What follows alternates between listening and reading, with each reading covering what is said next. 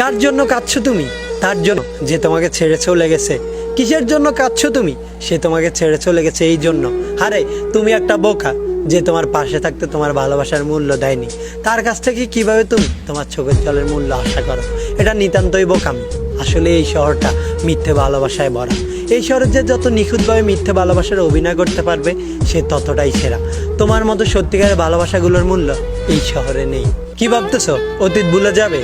চাইলে অতীত বলা যায় না, চাইলে অতীত বলা যায় না, কিন্তু চাইলে অতীতের ভুল থেকে শিক্ষা নিয়ে ভবিষ্যৎকে অনেক সুন্দর করে গড়ে তোলা যায়।